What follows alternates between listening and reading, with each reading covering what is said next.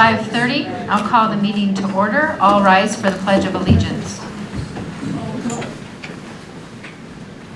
I pledge allegiance to the flag of the United States of America and to the republic for which it stands, one nation, under God, indivisible, with liberty and justice for all.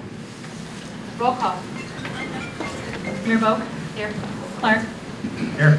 Eisenbraun. Here. Herman. Here. Hodge. Here. Jacobs. Here. Larrabee. Here.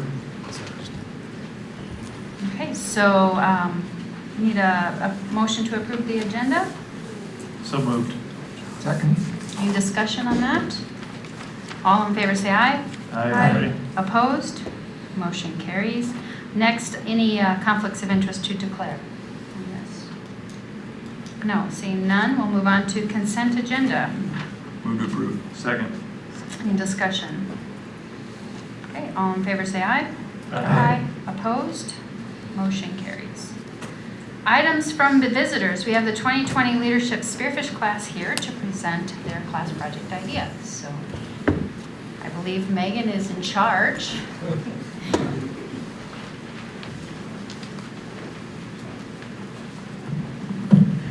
Good evening, Mayor and City Council members. My name is Megan Detlefs, and I'm here as one of the representatives of the Leadership Spearfish class of 2020. Thank you so much for your time. Every year, the current leadership class selects a final project, and it's always something that they hope will improve the lives of the citizens of Spearfish. As we began the process of selecting our own project, there were many project characteristics that stood out to us. We wanted something that could be enjoyed by families, something that promoted art and reading and learning, something active that could be enjoyed in the beautiful natural surroundings of our city. And what we felt encompassed all of these qualities was the installation of a story walk. The idea of a story walk is to install 13 to 15 podiums, like the one you see on the screen, on a path that is 0.3 to half a mile long.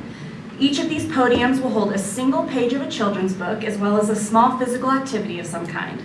Over the course of their walk, a family can read a children's book together by stopping at each of the podiums, reading the next page, completing the activity, which is something simple like skip to the next podium or act like you're flying like a butterfly and read the next page. The best part is that story walks can be changed and constantly updated with new stories, which means local families can continue to return to the trail for a new experience.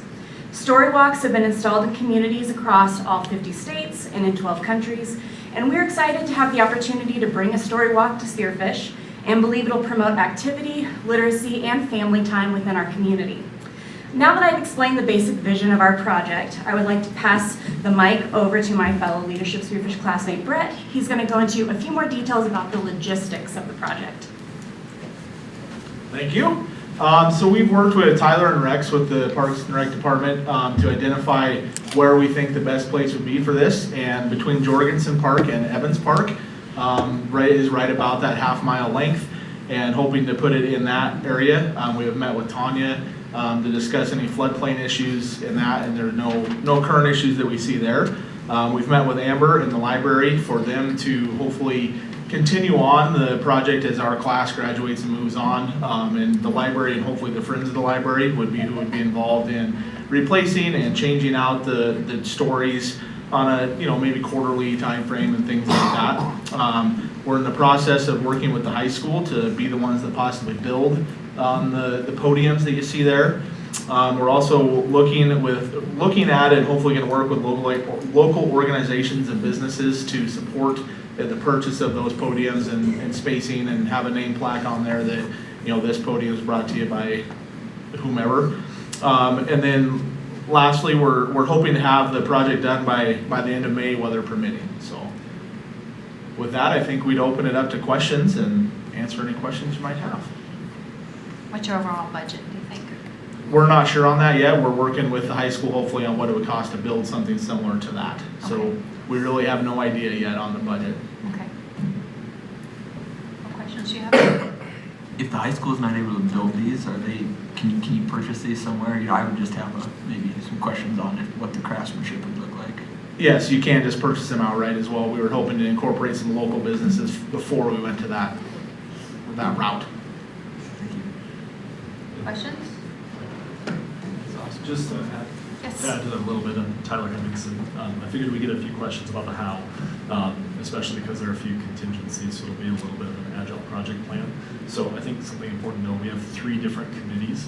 So one is a budget and fundraising committee. One of those pieces will be if we can have somebody support the building of the podiums, it'd be quite a bit lower on the finance side than if we have to purchase them outright. So we've got one committee that's responsible for that. We've got quite a few members represented here as well. So we got pretty large committees. We have another committee that's an implementation committee, which is essentially if we don't get help in actually installing the signs and podiums, we have quite a few people that have construction experience on our crew. So we'll be able to actually install those ourselves with guidance from city officials.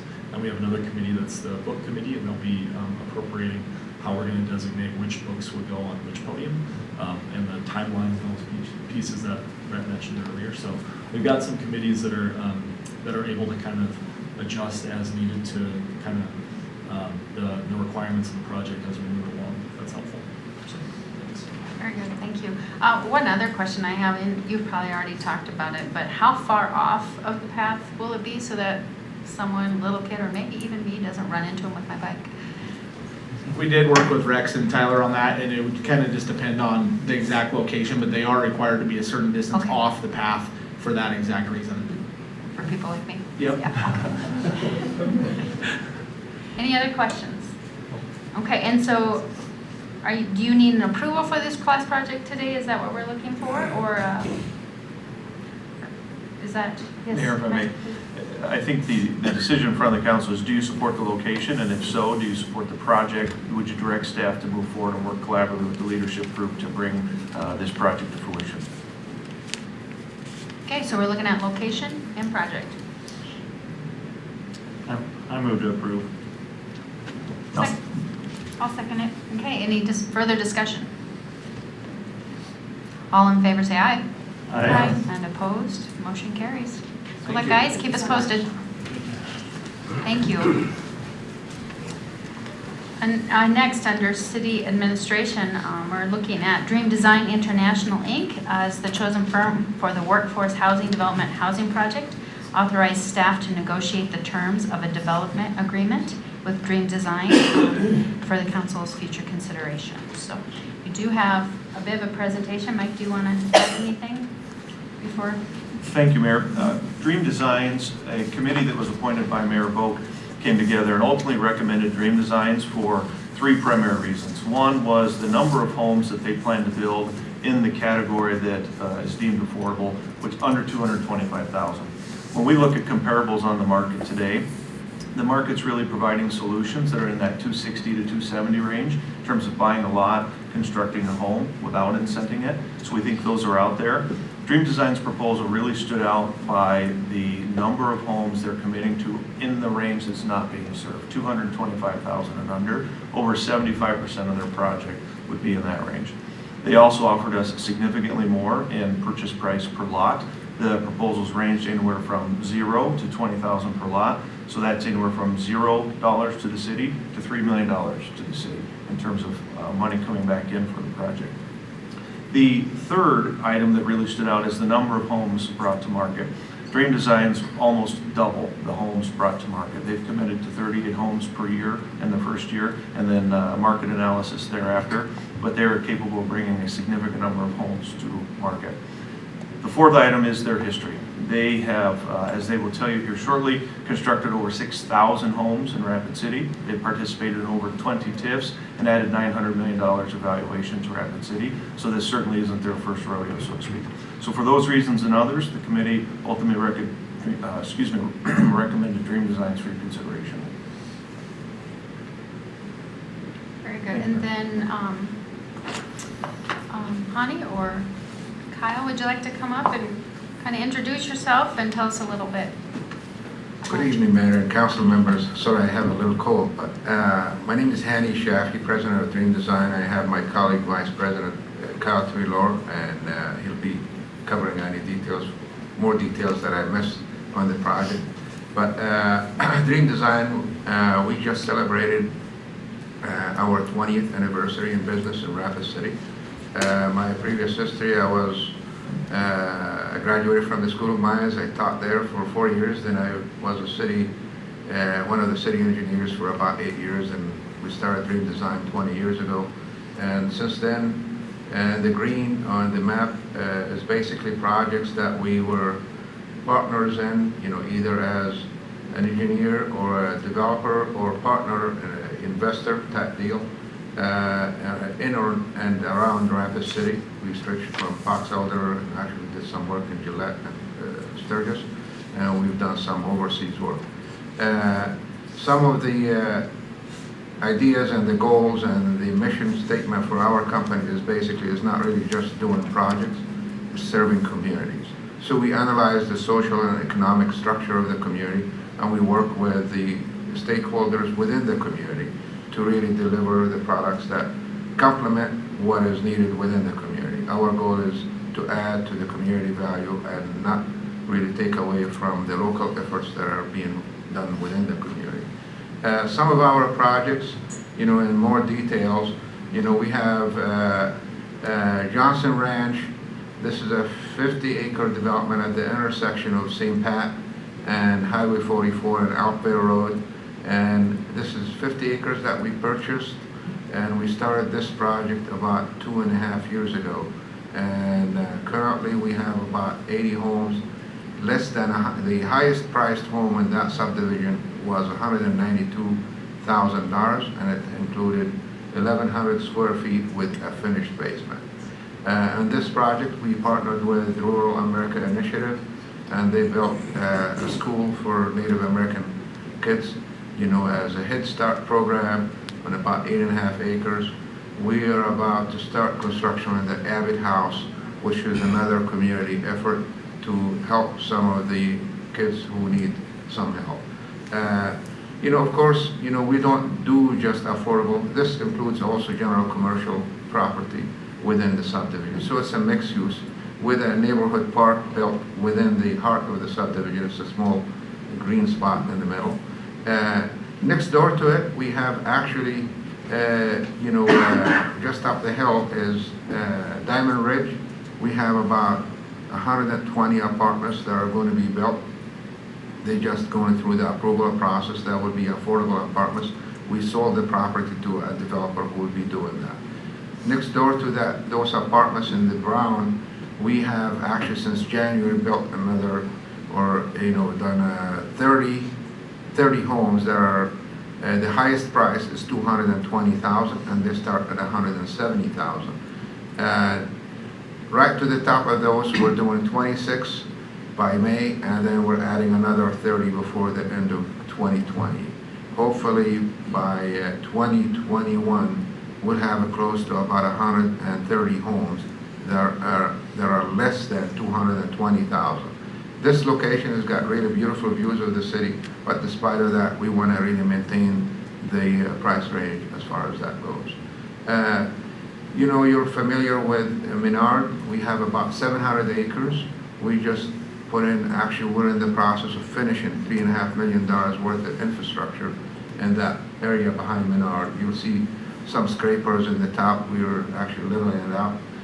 There will be 600 apartments started, this summer, and we'll have 45 homes that hopefully will be finished this summer, and we'll have another 40 for the fall, so it could carry us through the winter.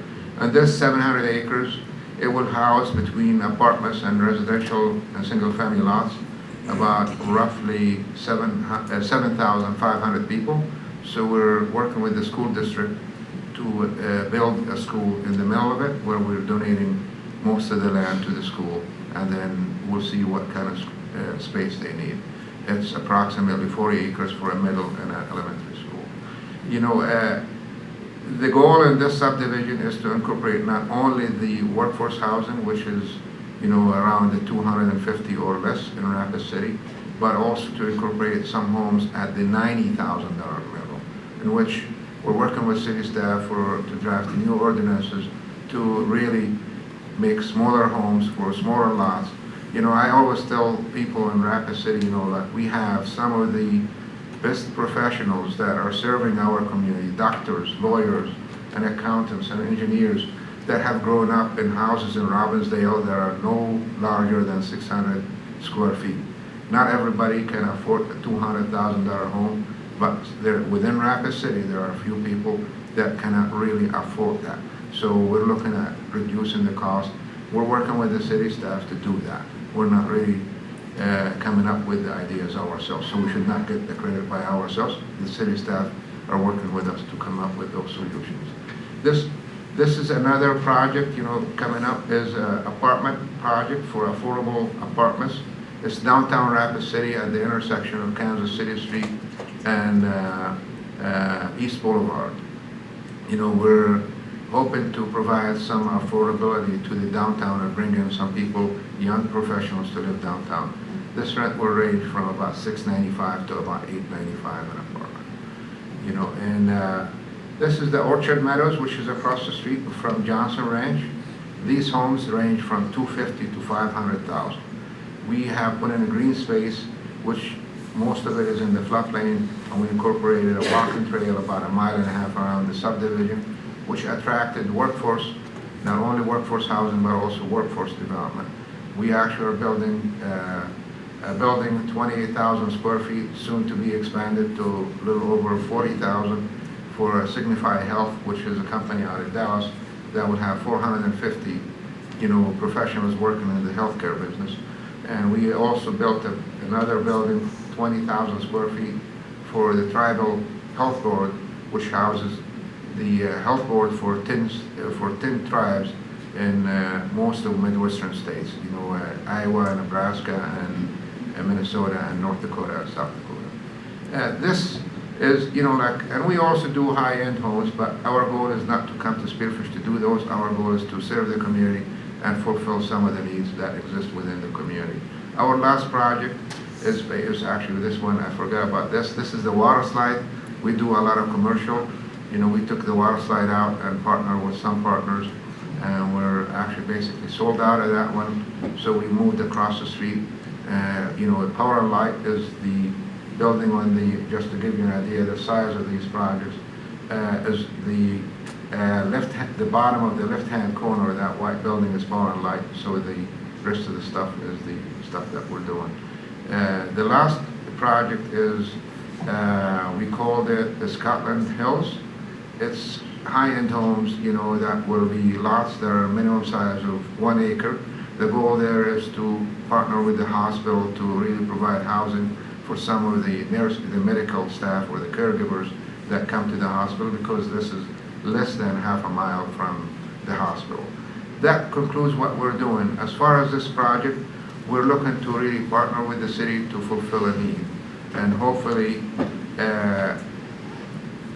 we could do and deliver what the city, is striving to deliver, which is workforce housing and affordable housing for some of the folks who are willing or looking forward to relocating to Spearfish, but unfortunately, they cannot find the housing that they can afford to do. Our economy in the Black Hills is really, we have limited wages because we have limited industry. We hope to attract more industry to Spearfish and to Rapid City and to the area, and hopefully we raise the income, and then we could match the existing current houses that are currently being delivered. So I thank you, and if you have any questions, I'll be more than happy to address it. Kyle could address any additional information that you may need also on the project. Thank you. Very good. Any questions from the council? Any questions from Mike? Thank you very much.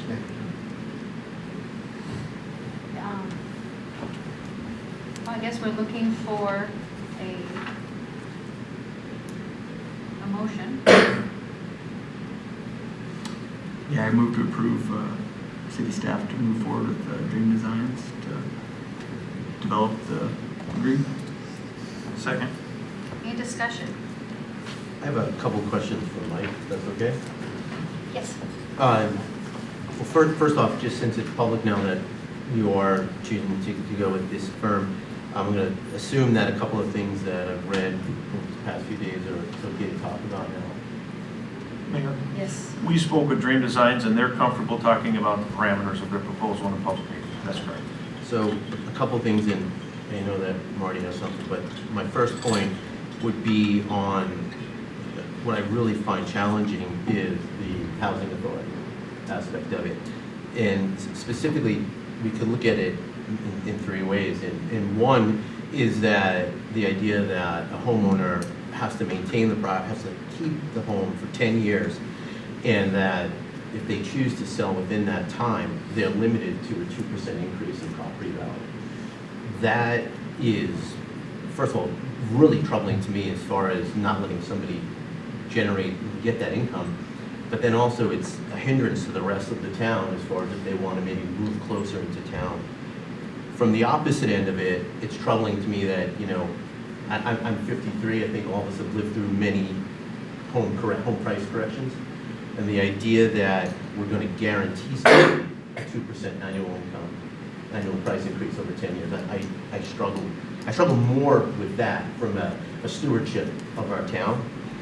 And lastly, I apologize, lastly, it's around the idea that it doesn't address my personal biggest fear, which is for someone to come in, take advantage of the effort here, and then rent that property.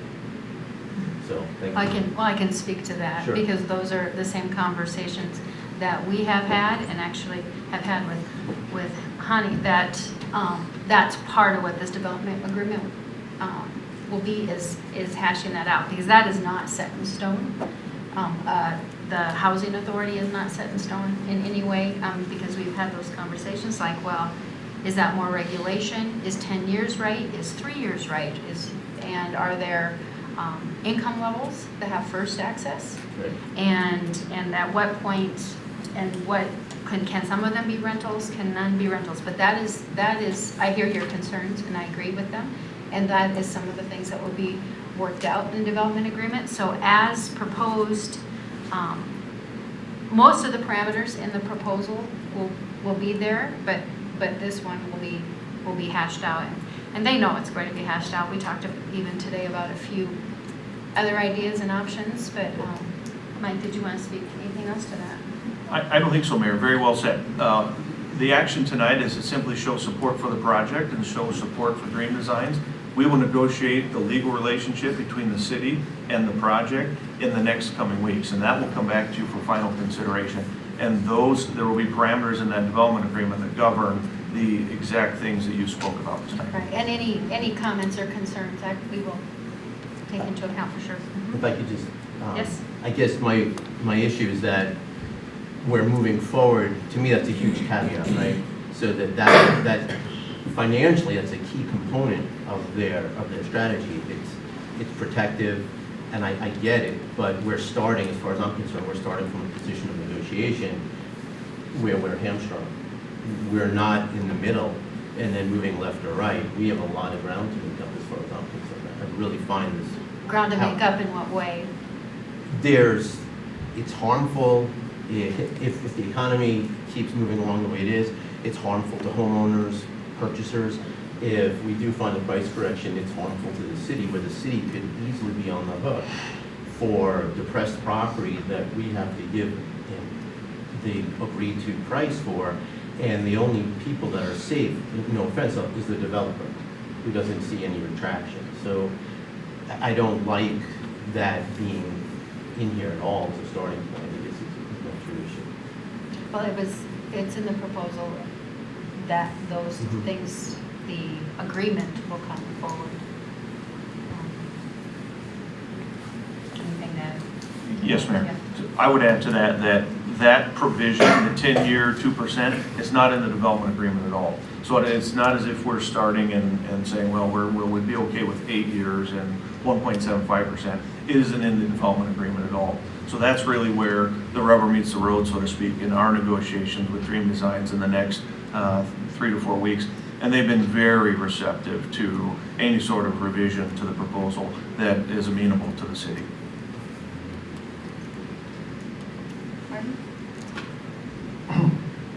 Martin? There isn't really steps laid out, but we're about 3 or 4 steps into this with a project that is going to cost quite a bit of money for the city, which they may or may not get all that back. where we're competing against private enterprise. And to date, there hasn't been any sort of public input with the process. So can you explain, even with what the motion is tonight, what is the process moving forward that's going to allow for some public input? Mayor? Thank you. So we had discussed the process with council, and it was my understanding that council was comfortable with the process back in November when we put the RFP out to market. So I would like to have thought those questions would have came earlier in the process. To your point, the mayor did appoint a committee of folks from a variety of sectors to provide input into what the ultimate recommendation that came back to council is. We also sat down with some members of the development group to craft the RFP and discuss the RFP and the steps moving forward with them. And so there has been public input. And to the extent that you would like to see more, I would say we're very open to that. You are our bosses, and just tell us your wishes and we will do them. Okay, so I do want to say, we gathered input from, we had a representative from Black Hills State School District, from Monument Health, private industry, private development, I should say, that has no ties to this project or any of the proposals, and staff, just so that the large employers and those that are really looking for housing for their employees, and especially for the school system, will this work for them?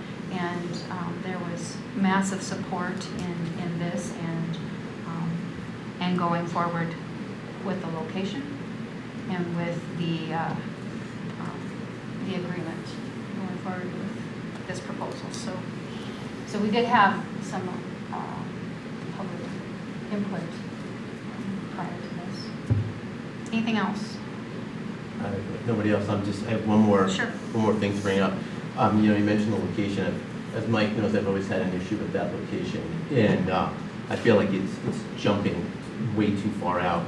That aside, I did say that I could support it based on the idea that there would be a true sports complex out there. And I applaud some of your projects, things like Shepherd Hills and things like that. In regarding some of the other plans I may have seen, this, quite honestly, I'm disappointed from the standpoint of the static lot sizes, regardless of the size of the house. You're saying a 70-foot wide lot. It's not conducive to a walking, friendly neighborhood when you have such small houses on such an expensive property. It also took away from what could have been a lot more green space. I mean, right now, I feel like it went from a true sports complex to 4 soccer fields placed in a green space without anything more than just striping it. I don't see it as being part of our community. It's going to be far from it. That's just a concept plan. I understand. Same thing though. I've been in commercial design and construction for 30 years now, and I've never had a project not have all the dreams in it, and then somehow they get added later. So from what I'm seeing now from initial plan, I have concerns, because typically as budgets, as we all go along in any sort of construction project, we pull things out. It's rare. I've never had a client in 30 years ask me, how could I spend more money now? So it's just problematic to me that that's the plan we're going with. I understand it's the goal. Any other comments, questions? Okay, so we do have a motion and a second. Council ready to vote? Okay, roll call. No roll call in this because we're not spending money. That's right. So all those in favor say aye. Aye. Opposed? No. Motion carries. Thank you. Next, make sure I'm on the right one. Sign the community rating system, recertification for the FEMA. Kyle. Yeah, this is just something we have to do annually to stay in this FEMA rating system here. It's a condition of continuing participation in the CRS.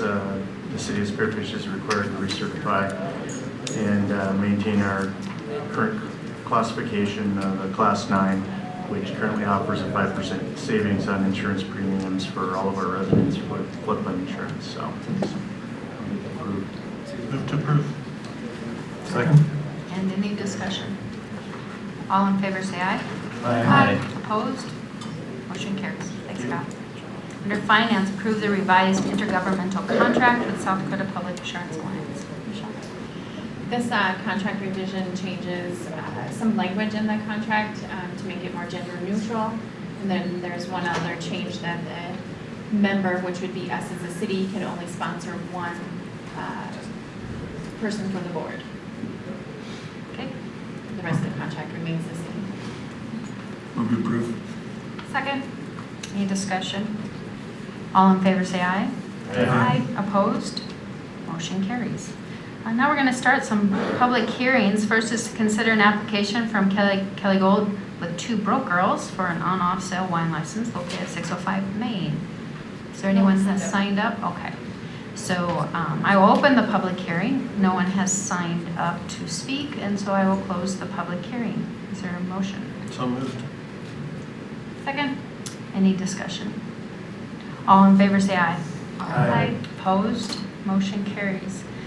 The next public hearing is from Sanyan Banaya, I can never get that right, Banaya from Himalayan Indian Cuisine for a wine license, and that's located at 6764 Colorado. Any sign up for that one? No. Okay. So I will open the public hearing. No one has signed to speak, so I'll close the public hearing. Move to approve. Second. And discussion. All in favor, say aye. Aye. Opposed? Motion carries. Next is a public hearing to consider an application from Zach Axenberg with Spread the Tunes for a license for Chinook Days, which is January 25th from noon to 7 at the pavilion. No one has signed up, so I will open the public hearing and close the public hearing. Move to approve. Second. Any discussion? All in favor, say aye. Aye. Opposed? Motion carries. And the fourth one, consider an application from the Chamber of Commerce for a liquor license for Taste of Spearfish, which is on January 27th from 5 to 7 at the pavilion. And no one has signed up to speak at the public hearing? Okay, so I will open it and I will close it. Move to approve. Second. Any discussion? Okay, all in favor, say aye. Aye. Opposed? Motion carries. We have approval of engagement letter with Cato Thorstensen for the audit of the financial statements for the year ending December 31st, 2019. Michelle, anything to add? We've had Cato for several years with the city. The estimated cost is $32,000, which is budgeted in finance. Move to approve. Second. Any discussion? Okay, roll call. Clark, Yes. Eisenbrun, Yes. Herman, Yes. Hodge, Yes. Jacobs. Yes. Clarenbeek. Yes. Okay, motion carries. Next, adopt resolution 2020-03. This is a resolution establishing Fund 511 for Workforce Housing Project Fund. Michelle, Mike? Mayor, if you allow me to take it. I've asked Michelle to create a fund so we can accurately track our expenses with this project. We'll show all expenses and all revenues associated going in and out of this fund, so the council knows exactly where we stand at all time. So in an effort to do so, or excuse me, in order to do so, she needs your permission. Thank you. Move to approve. Second. Any discussion? All in favor, say aye. Aye. And opposed? Motion carries. Under public safety, we are talking about some tap fees. We're looking at ordinance 1309, amending chapter 18 for the tap fees. I can give you the high-level overview of Yes. it. I was hoping to have Tom Paisley here. That's whose project this kind of landed as, and that's why it fell under me. The basic overview is we have not addressed that. In several decades, we haven't looked at the tap fees or the impact fees, or however you want to term it. This was a project that was undertaken by our water sewer superintendent back in 2019, working with HDR to review those fees. With Robert leaving, it kind of lost traction back in October and has been sitting, and we're now bringing it back up. The big things we wanted to accomplish with it, the fee structure was kind of very subjective formula being applied based upon what other similar impacts might have. Tom was required to figure that out. It was very often different business to business. We wanted to get away from that and move toward what the actual impact is, and the easiest way to do that was to look at that tap size. So that's where you see the fee kind of go from that formula over the tap size, and the basis kind of runs out of there. That's kind of the highest level overview with HDR's input, and Michelle and Mike, that's where everybody landed as far as moving that forward. Okay. I think between the three of us, if you have any questions, we can certainly address them. Yes. So, try to educate me a little bit. If a house would have a tap fee and a duplex would have a single tap fee, but it would have 2 meters for the duplex? Yeah, either any of us can. Mayor, if I may? Yes. The answer is it depends. So if they want 2 individual service lines, yes, they would have 2 different tap fees. If they wanted one service that was going to stay in the owner's name the whole time, they may just have 1 tap and then run 2 service lines off of the tap. Okay. I guess I'm thinking of a duplex as owner A on one side, owner B on another. You wouldn't want to have 1 meter for 2 owners. Mayor, that's correct. If they're doing a sort of a condominium style where they're individually owned, yes, you would have 2 separate tap fees. Okay. So a apartment complex would be similar if the owner of the apartment complex included it and it was part of your rent, then that would be 1 tap fee. If it was 4 or 5 apartments in a building and they were individually metered, that would be 5 tap fees. Mayor? Yes, that's correct. All things being equal. Okay. I mean, I guess reading between the lines, I guess that wasn't clear to me, I guess, when, the tap fee versus a meter is. And how we were trying to accommodate that before was by saying, well, we've got a similar use over here, let's apply that in the formula and say that's true for you as well. And it was very subjective on our part. Well, I guess in back of my mind, I was thinking if you've got a 3-inch line going into a housing development and you're teeing into the main from there, is that a tap fee? Or is it each individual house in that neighborhood that would have their own individual tap fee? Mayor, we would charge them for the tap on the main. If they come off of there with service lines, that's on them. But we would charge them for the tap on the main. Then wouldn't be separate meters then. If you had a housing development with 5 houses and you're only charging for the main tap, that's just 1 tap fee. Mayor, Yes. so long as they're not selling those individually. I should have clarified. Okay. If they're selling those individually, we would require them to have 3 individual taps. Okay. But in that analogy where there's just 1 3-inch going to the main, we would charge them 1 time. Okay. Sorry, I'm just not quite understanding it and wanted to make sure I was grasping it. So. Mayor Move Vogt, to- What's that, sorry? May I add something? Yes. We do have some other ordinances on the books that state each meter needs to have its own shutoff. So if we had a duplex issue, we would have to have individual shutoffs for them. So that way, if there's only 1 tap on a multiple unit, if it does not stay in the property owner's name, then we require individual shutoffs. So there's some extra plumbing involved on that, and which might change the tap fee for that item. And we do have your last scenario that you gave us, Councilmember Clark. We do have one development on Colorado Boulevard that has a private service line that then feeds all the additional houses off of that. And we bill the homeowners association for that. Actually, 2 different ones. There's like Silver Spur. one up on College Lanes. Silverbrook. That housing development there, Dry Creek development there. is one, and then the one on Colorado Boulevard next to the ambulance service. That is another place where we have charged them for the tap on the water, or tap on the main city line, and then the individual taps to the individual houses are a responsibility of the homeowners association.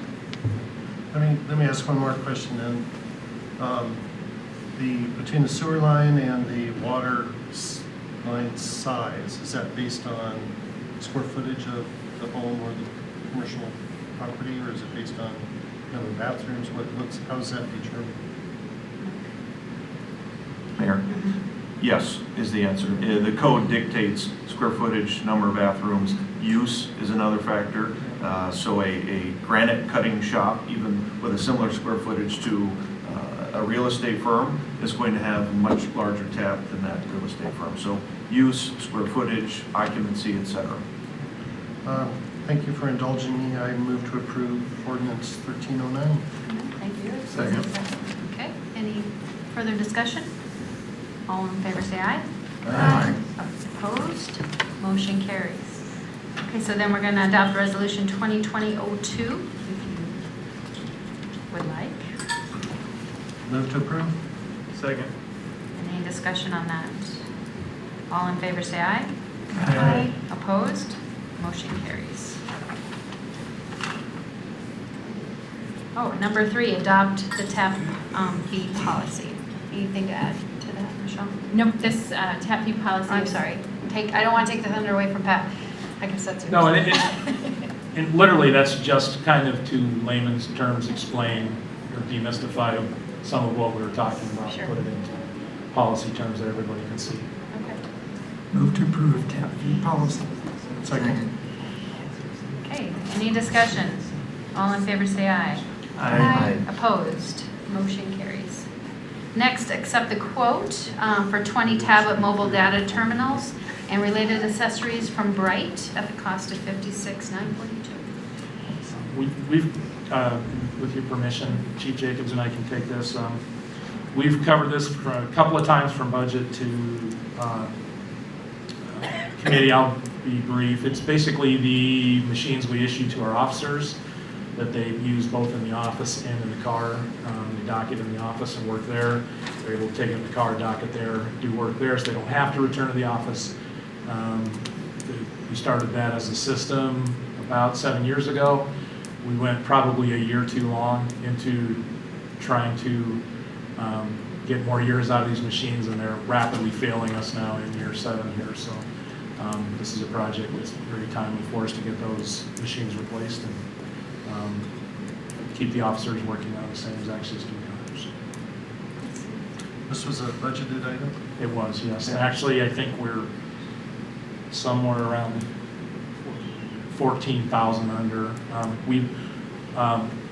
We don't, the first time we did this project, we had to buy all of the hardware to install in the cars. Now all we have to buy is the piece to replace for the new computer to hold, because it's a different size.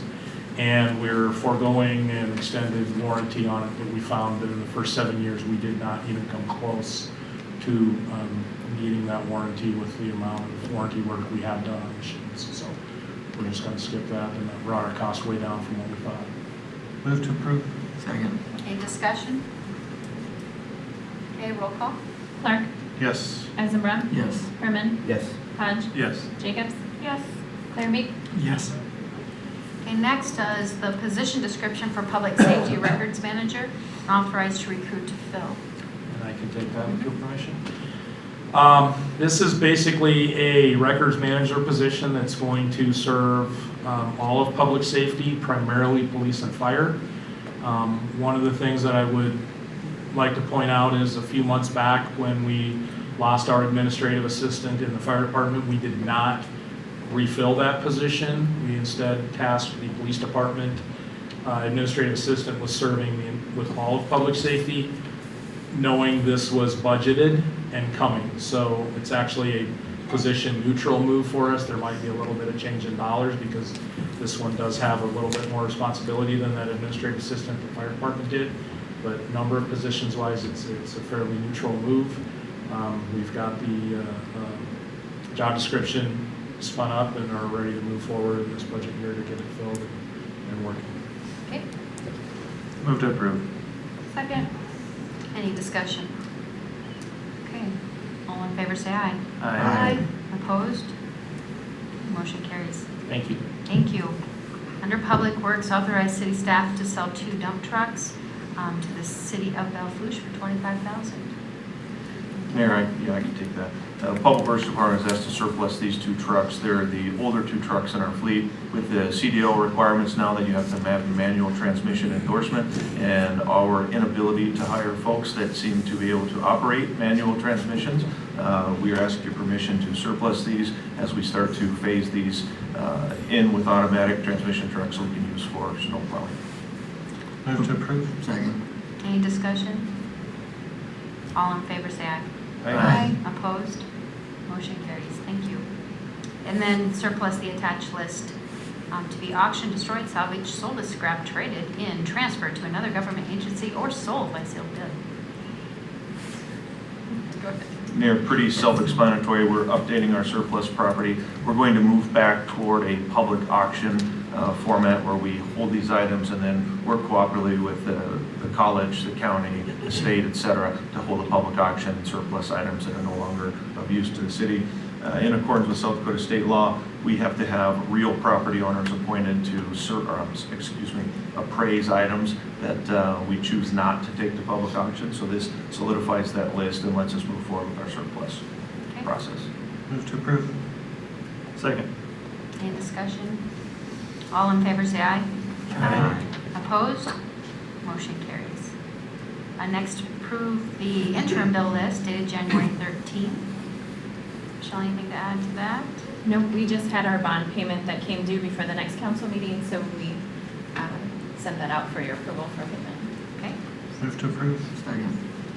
Any discussion? Roll call. Clark, Yes. Eisenbrown, Yes. Herman, Yes. Hodge, Yes. Jacobs. Yes. Clarenbeek. Yes. And then the bill list dated January 21. Anything? Nope.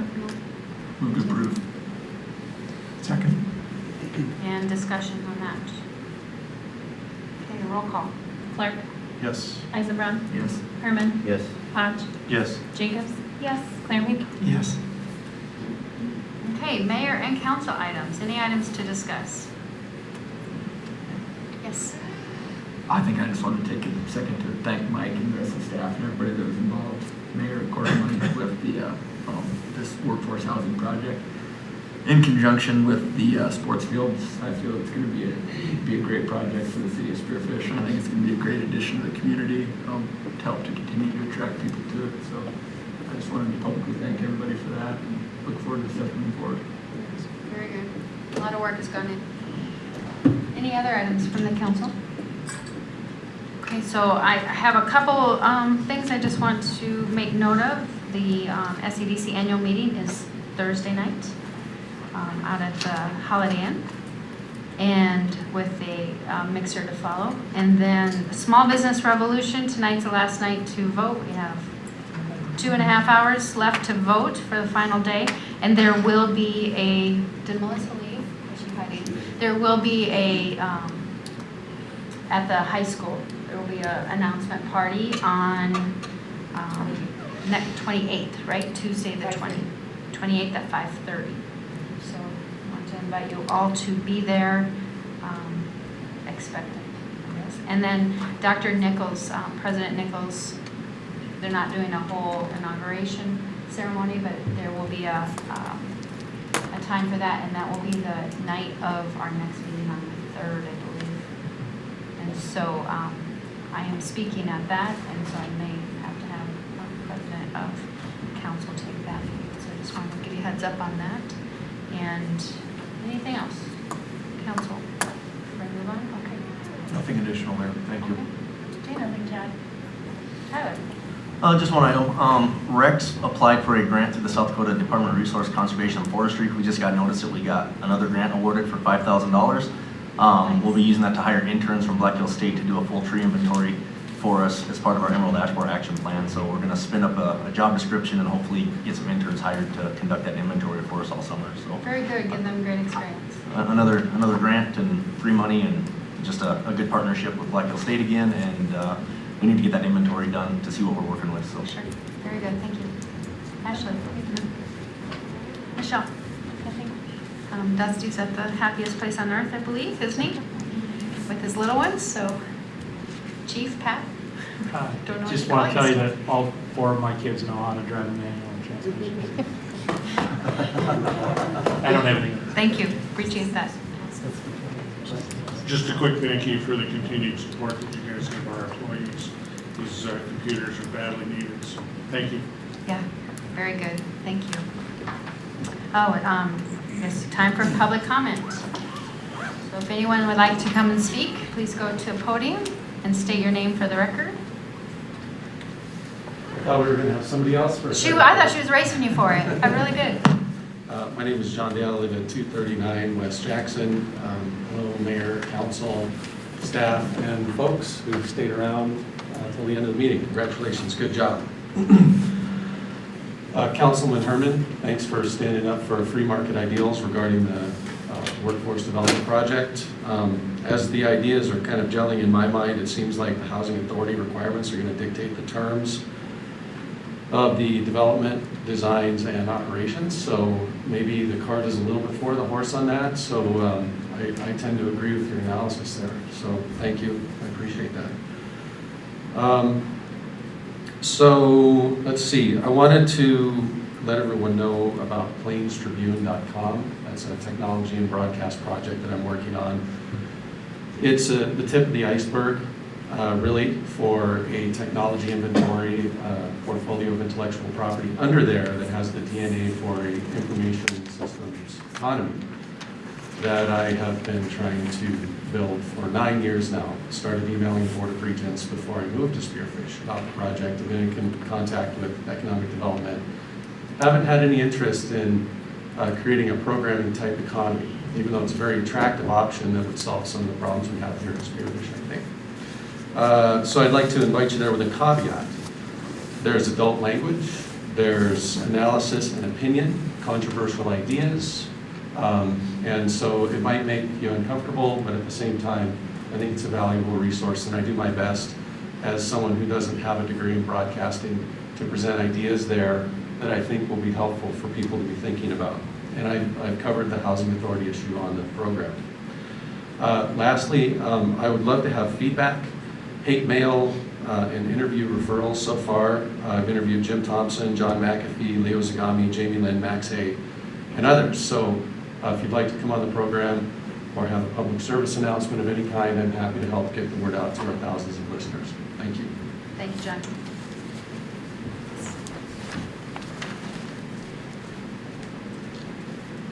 Good evening, Mayor and Council.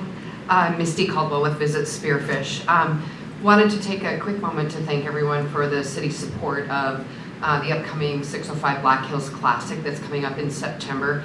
It's kind of a unique event. We hope to become quite a signature event that Visit Spearfish is partnering with 605 Magazine and 605 Media.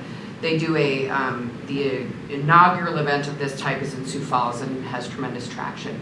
It's a great fit for our community, and again, I thank you for your support. With that, I returned from a quick day today in Pierre. It is Tourism Day at the Capitol today, so quick in and out there.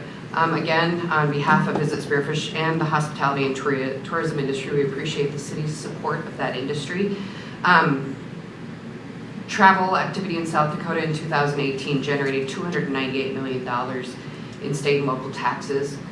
Without tourism in our state, each household will pay around $865 more in taxes.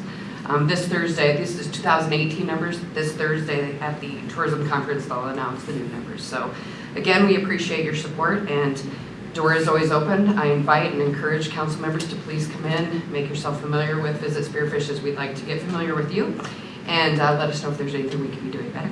Appreciate your time. Thank you, Misty. Thank you.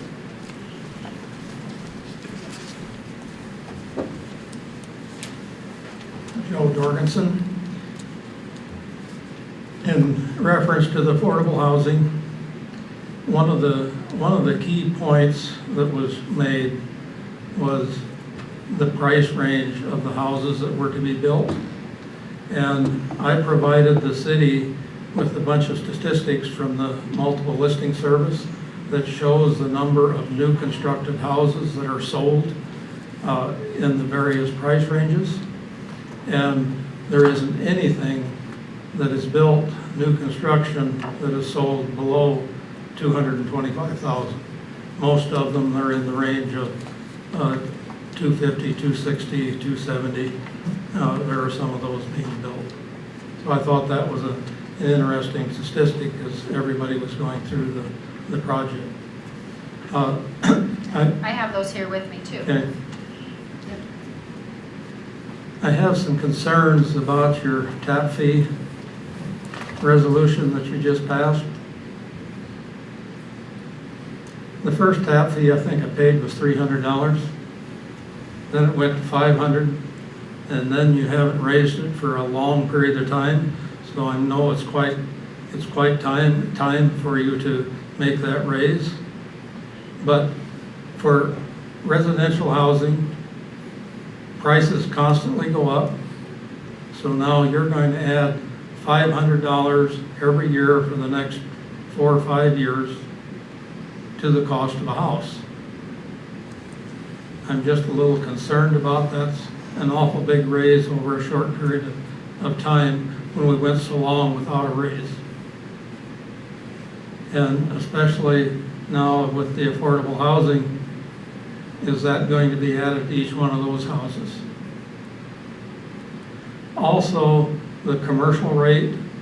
I visited with Tom Paisley a little bit today, and I know he was the one that worked on putting that together. But what he was telling me is that your complicated formula before raised a lot of money because you based it on how much water was used and how much sewer was used. So those that used a lot of water got paid a lot more. He figures right now that you're actually going to collect less money with the standard fee. It's probably going to be a lot easier for you to administer. But it looked like to me you're cutting the commercial that are more apt to be able to afford the bill versus the housing. I would just like you to review that, because this really doesn't go into effect for a while. You just study that a little more and see if that is correct. Okay. But those are my concerns in reference to that. Thank you. Oh, I voted. Good job. I'm not very good at a computer or this telephone, but I voted twice every day. Appreciate it, Joe. Okay. Hi, Ryan. Ryan Waterman. Got your mic back there. Yeah, I'm back row student, so. I just want to visit about the workforce housing a little bit. I was involved early on with the idea, and I wanted to be because we've talked about it for a long time with economic development. It was a ball that needed to be pushed and get rolling, and it hadn't been done yet. And I view things like we either step up and we try and do something about it, or else we need to just quit talking about it. You know, I don't like talking about things forever and then we just never do it. So I was involved early on. I think it's going to be a good project overall. I think, you know, Councilman Herman's concerns, I think a lot of those can be addressed in the development agreement. That's the time to, you know, dot your i's, cross your t's, you know, make sure everything's covered that you want covered, you know. And I'll echo what Mr. Jorgensen said about the tap fees. The Gaming Commission, back when we were doing the Logic Deadwood, proposed a big tax rate increase. They proposed, the stamp fee back then was $2,000 per device, and they proposed doubling it at that time as well. And a lot of people came out and echoed the same concerns. It's a large increase all at once. So just be cautious with that is all I would say. You know, because it does, and $500 might not seem like a lot in the grand scheme of the cost of the house, but percentage-wise, it's a giant jump. So I'd walk into it slowly personally as well. So, thank you. Thank you, Ryan. I do want to say, because Ryan is here and you won't like me saying this, but he was absolutely instrumental in the project. Absolutely. I mean, you were the workhorse on this and truly appreciate that and appreciate everything you've done for that. Yeah, thank you. Anyone else? Okay, so I'll close time for public comment. How about a motion to adjourn? So moved. Second.